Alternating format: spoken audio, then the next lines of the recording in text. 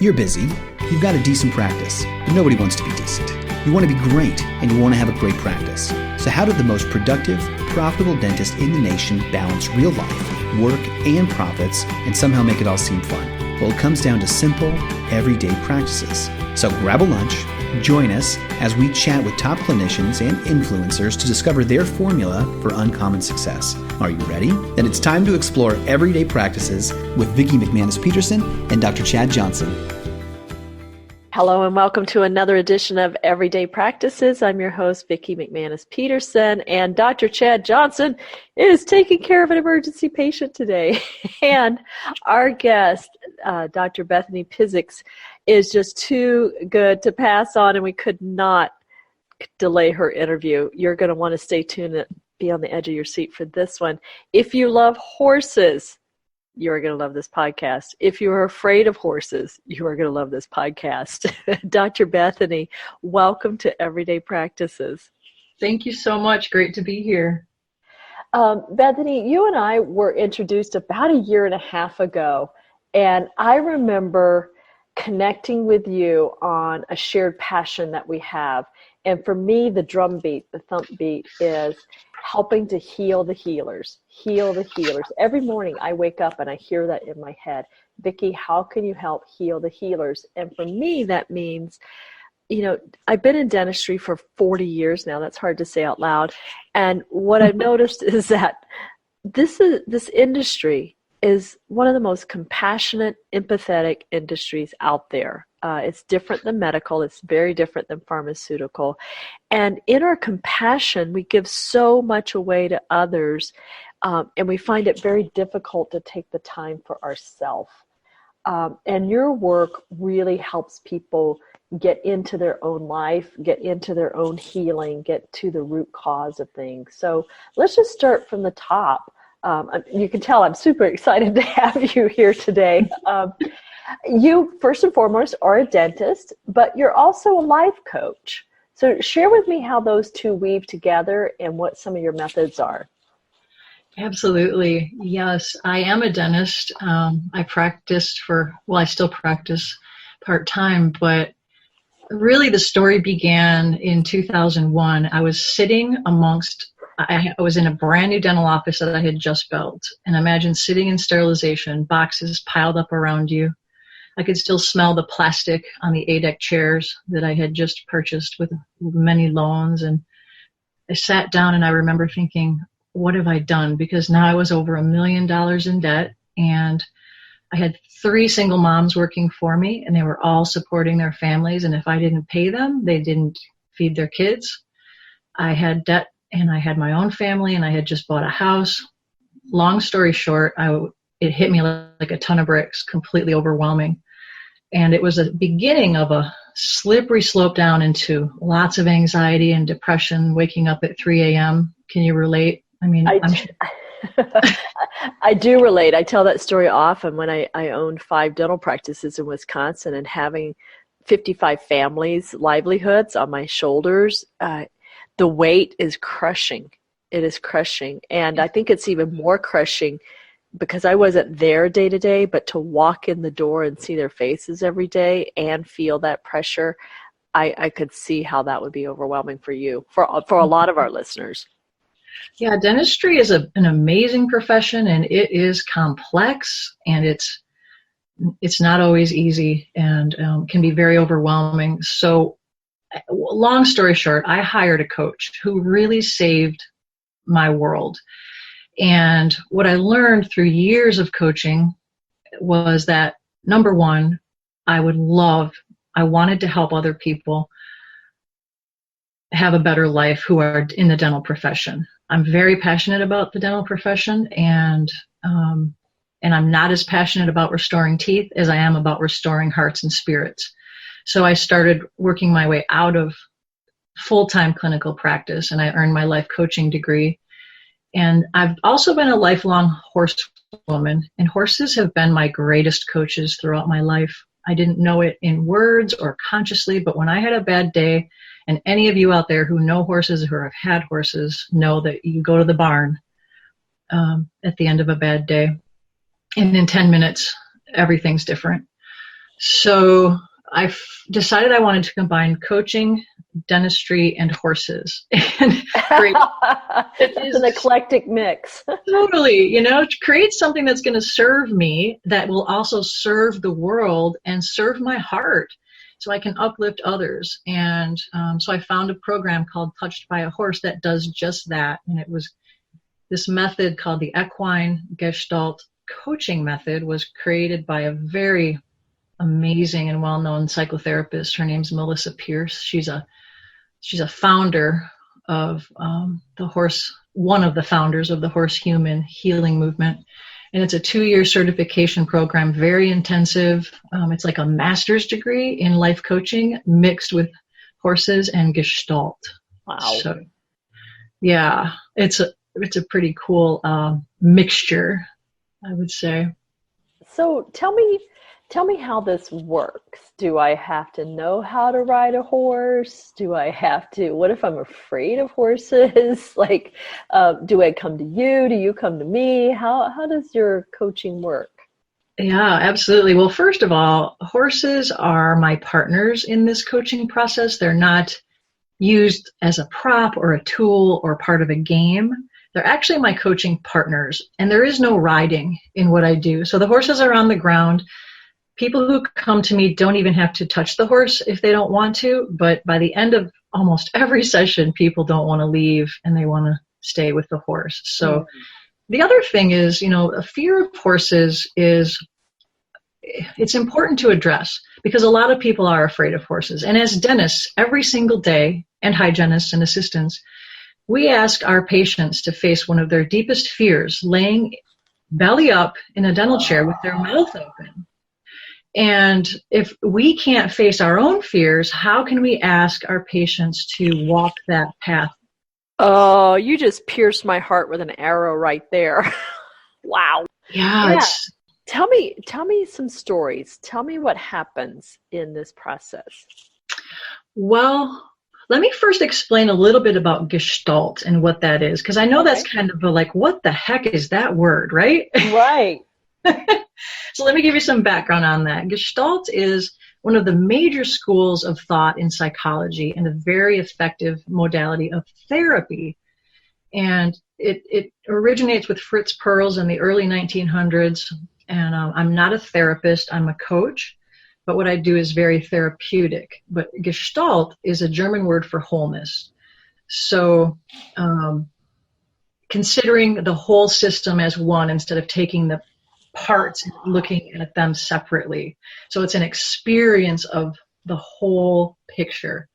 And there's 3 parts to Gestalt. Number 1, it's very experiential. This is not sitting listening to a lecture, CE course with white tablecloths and candy dishes. This is up in the dirt with your team or with whoever you're with, and experiencing your life or your past in a new way, so that you can shift those habits of thought or of response that we've been conditioned to have from the past.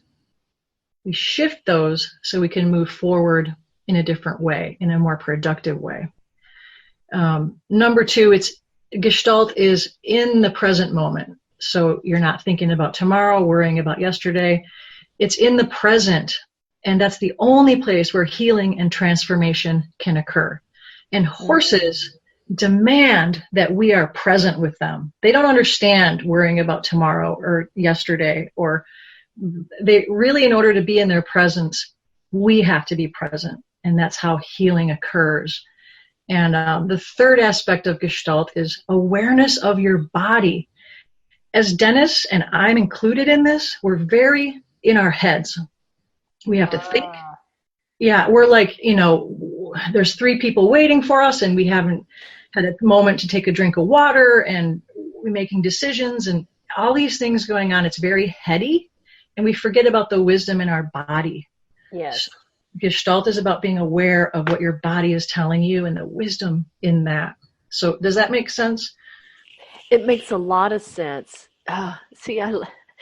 Everyone listening, this is just like 2 friends having a chat, because I am so into what you're saying, and my path, in my own spiritual path, and walking towards my doctorate in spiritual studies, it really is about letting go of what's in your head, which spins us out, creates the anxiety, all those memories, dropping emotional chemical packets into our body, because your brain doesn't know if it's happening now or it happened in the past. If you keep bringing it up, then you're True. just downloading those cortisols and all those horrible toxic chemical cocktails into your body. So it really is about dropping deeper into your heart, dropping deeper into your gut, and all that research between, your gut being your second brain and all the wisdom in your body. I see the shift when I talk to people out there.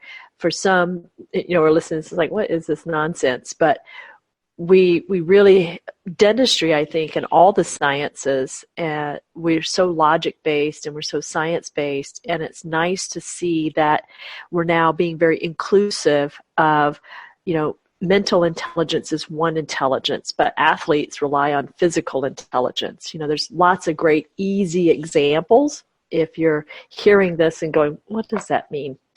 Think with your body, get into your body. But there's a lot of energetic wisdom beyond your brain, and your brain is very important. I love that you clarified gestalt as meaning holistic. Did I get that right?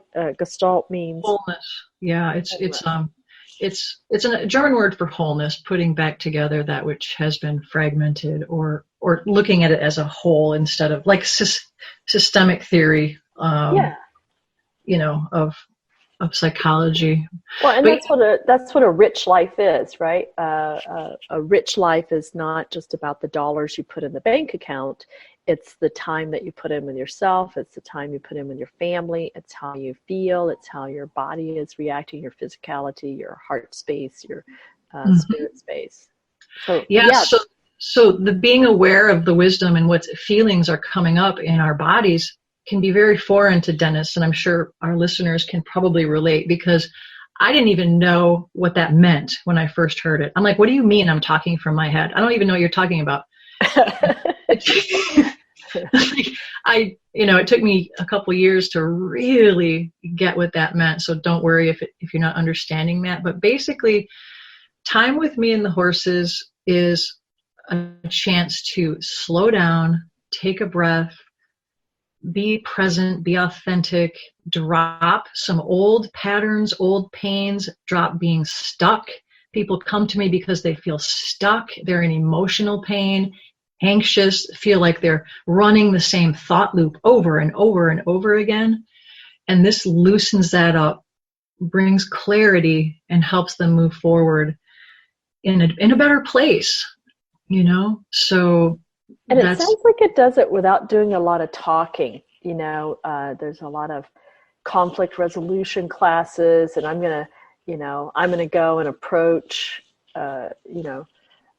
Dorothy and tell her how she pissed me off, and then we're somehow going to clear the air. It sounds like your process bypasses all of that, because we're not in our heads and thinking about that.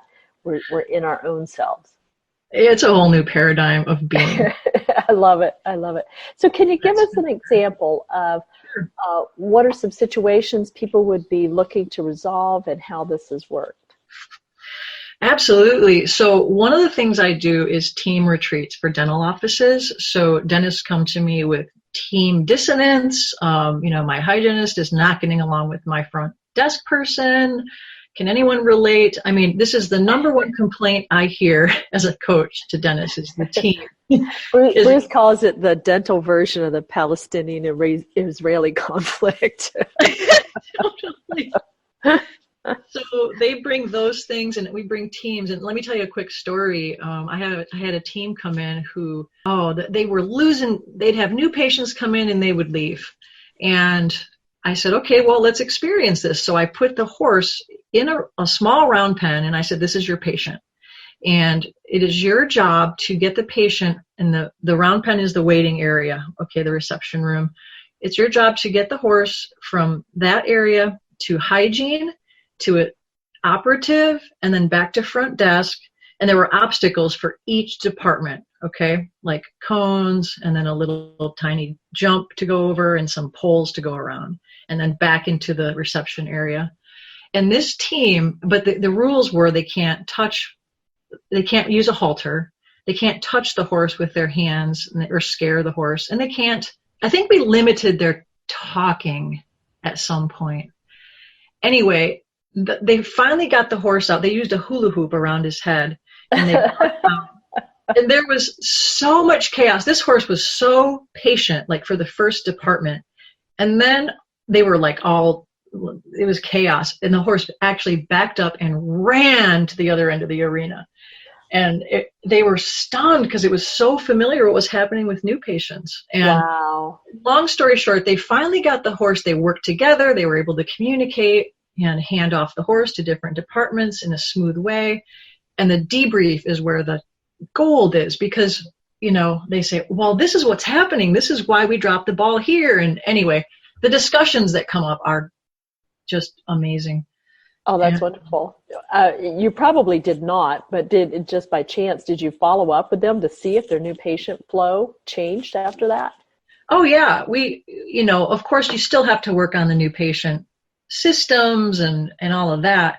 But the bottom line was their energy was chaotic. And patients have crap detectors on their heads. I don't care. They can feel the tension. They're like, I know I need this treatment, but something's not right, and they don't schedule. Yes. And it has to do with the team resonance and how they, hold their energy. So, and one other quick story, I had a dentist fly in from Scotland to see me for 2 days, and she was really struggling she was an individual, so I also see people for individual client sessions, and she was struggling with childhood trauma. She had some huge traumas happen to her as a little girl, and she's now like 55, 58 years old, and it's now affecting her relationships more than ever before. Her practice was suffering. She was anxious, and we spent 2 days together, and at the end, it was the most beautiful. I have a picture. I wish we could post it, but we'll post it in the show notes if we have permission. Okay, we do. Yeah, we'll put it. I'll give it to you. But she's on her knees, and this horse has her head down and honoring her. Horses don't do that unless they, first of all, feel the person is completely congruent and authentic. He was honoring her process. She had let so much old baggage go that was in her cells from when she was a little girl, emotional baggage. And this horse honored her they stood like that for about 10 minutes. Wow. So the process is I ask powerful coaching questions along with the feedback from the horse, along with what the horse is showing the client about themselves. And the ahas are just gold. Wow. Okay, so let me be clear here. You are not a psychologist. You're not a therapist. However, if I have been in therapy for years, I've done talk therapy, I've done traditional cognitive behavior things, and I still feel like I'm stuck. Working with you and partnering with the horses could help maybe unlock some of those things that are very difficult to talk about, or maybe locked away in my subconscious and I don't even know that they are. I love that you just said that, because the client I was just talking about had been in therapy for years, like 20 years of talk therapy, which had greased the skids. I mean, it's very helpful, but talk therapy is more intellectual in understanding it on a brain level. It's still, you still hold the memories in your cells until you're experientially letting it go. That's true. And so yes, if you're in talk therapy, and I was in talk therapy for years, it helped me a ton. And when I got into this program, it was like therapy on steroids. And it's so quick. I do that with breath work too. You can just release so much. And I love being able to release anything without talking about it, because sometimes for me, the talking actually brings up more shame or embarrassment or guilt or things like that block going any further. So anytime I could bypass talking, it's a good thing. Oh, so true. Our brains are so good and they hijack us so often. Yeah. Well, they just, our brains, and I think also, do you think this is, I have a theory that by design, by selection, people in the dental fields have the mental capacity to hyper-focus, and which is really good when you've got to get down to the 0.5 millimeters of something, right? So we're highly detailed, we're highly specific, and that is really good for surgical procedures.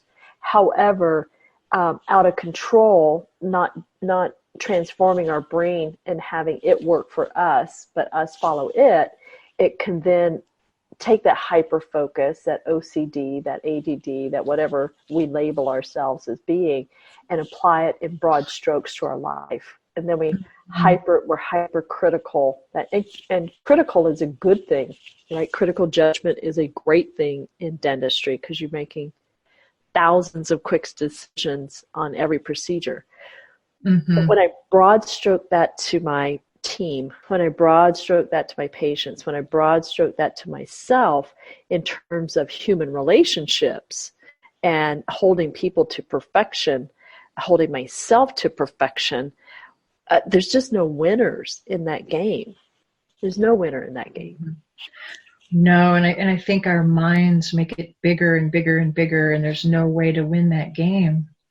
So based on, this is a little backing out of, the specifics of equine gestalt, but, like you said, you've been a dentist for 20 years, you've got a lot of life coaching skills. What are some of your everyday practices for being kinder and gentler to yourself and those around you? How do you turn off that hypercritical brain? Absolutely. Number one, move your body. So even if you go in the bathroom at your office, put your headphones on and dance to a song for 1 minute. Move your body, get your lungs going, because the energy, we all get tense in our shoulders and neck. Yes. And if we can move it or just shake your body and between patients, move your body. The second one that's really big is it's been scientifically proven that 3 deep breaths resets our nervous system for just a moment to get rid of all the old patterns, get us present, remembering, what's really important. So breathing. I used to, I still do when I use the curing light. Yes. Deep breaths. Or when you're the beep for the hygiene exam, instead of tensing up, deep breath. Yes. All day long. Yeah. So just, taking that breath with each step, walking to the hygiene. I believe that. And, Einstein was one of the, I don't know if he's one of the first, but, he's often said that you turn energy into matter. So everything is invisible until it's visible. So if you're holding that tense energy, when you walk out of your operatory and you don't breathe it out, you don't shake it out, then you're going to take it into that hygiene exam. So that physical energy that's locked in your body stays with you. I do a lot of breathing, a lot of dancing, a lot of movement. Yeah. Yoga once a week, can help to calm that. It doesn't have to be a lot. It just has to be consistent, don't you think? Yeah, completely. And the other piece, super quick, is we judge ourselves and we beat ourselves up so often, even for feeling tense or anxious, I feel anxious again, and that just keeps us in that state. So when you notice you're feeling tense, anxious, whatever, just go, wow, I noticed. Take a breath and say, you just send love to your body instead of, oh, I'm so tense, or judging where we are. So that's a huge one, because we're givers, and who gives back to us? We give and give and give. That's right. And as practitioners, who's giving back to you? Make sure you've got a well of support and, tools, anything to help you take care of yourself. I love it. So speaking of tools and resources, do you have upcoming programs, and how do we find out more? I do, actually. I have my yearly retreat for dental professionals, and it's coming up in June 14th to the 16th here in Cadillac, Michigan. And the theme is which masks do you wear? And we're going to be talking about the masks we've been given as kids, masks of how much money we're supposed to have in our bank account, masks of what we're supposed to be as a dentist, as an employer, and are they serving us? So that's the theme for this retreat. It's going to be powerful, and I have 3 spots open. So wow. So do we bring our own mask for this? Like, is it a Mardi Gras kind of thing? Do you have a mask for us? well, it's more of a theme. You could bring your own mask if you want to, but that would be fun. We're going to play with it a lot. And yeah, and I'm assuming though that no ball gowns are required. Oh, no. Masquerade. No. Leather boots and jeans are good for sure. I love it. And the dates of that again are? It's June 14th to the 16th. It's on my website, braveheartgestaltcoaching.com. That's great. And Bethany, we'll put all of that in the show notes too, because it would be wonderful to have some of our listeners come and participate with you. Yeah, and my season's really starting in the next few weeks because of the weather here in Michigan. But in Arizona, I'm in the winter in Arizona. So if you are near and would like to check this out, please give me a call. I'd love it.